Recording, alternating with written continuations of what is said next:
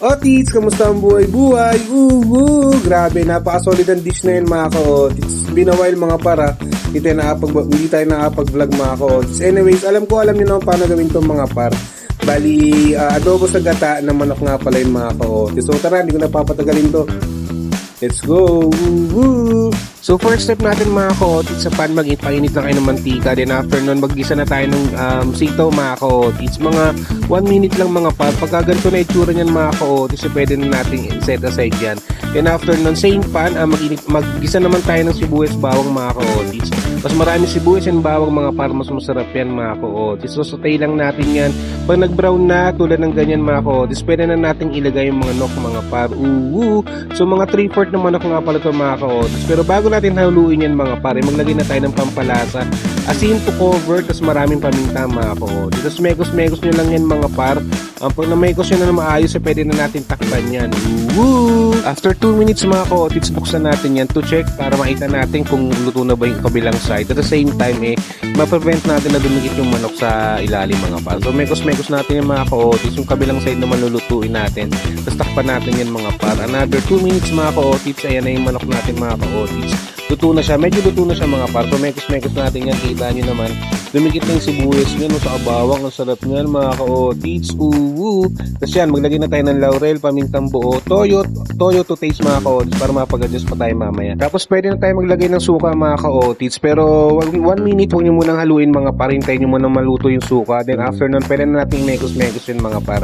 Kita nyo naman medyo toyo siya dahil magiging sabaw natin dyan ay eto yung gata natin mga ka-otits. Bali, isang gata nga pala ito mga par, isang pigala mga ka-otits. Goods na yan, kita nyo napakasarap ng dish na yan mga ka-otits.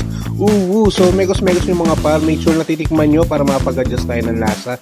Tulad na nakita nyo mga ka-otits, medyo matabang pa siya ng onte, so naglagay ako ng onting asin at asukal mga ka-otits, pampabalansin ng lasa natin mga par. Tapos tatakpan natin to mga ka-otits ng another 1 minute para maluto yung gata. At eto na siya mga ka-otits, kita mo naman, ako mapaparami ka ng kain yan mga par. Dahil may lasa na siya, masarap na siya mga ka-otits, so pwede na natin ilagay yung gulay. Ceiling green optional lang yan mga ka-otits. So ayan mga par, megos-megos nyo lang mga ka-otits at ihanda nyo na yung kanin mga par dahil for sure mapaparami kayo dyan, aray ko. At eto na siya. Hoy, grabe naman talaga yung adobo sa gata ni Otits Gyros na yan mga par. Napaka-solid na ito mga ka-otits. Nako, sundan nyo lang yung ginawa ni Otits Gyros mga par. Tapos meron kayong sitaw.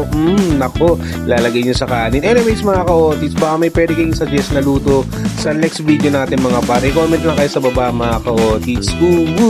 So paano? Tara, Otits gang time.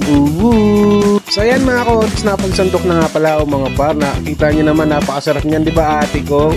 Syempre sasarap ang kain mga ka-otits kapag kasama nyo pamilya nyo mga par. Di ba mama? Aray ko, pa baby yun. So ayun lang mga ka-otits, Otits Jay naman. Let's go! Kainan tayo mga ka-otits. Grabe ang sarap ng pagkalutong nung sitaw mga par kasi pinrito natin siya kanina. Napakasarap. Napaka-basic lang din mga par. Sundan nyo lang ginawa ni Otits Jay mga ka-otits. Pero sa family nyo, for sure mag-enjoy kayo. So hanggang doon lang. Nasa muli, paalam!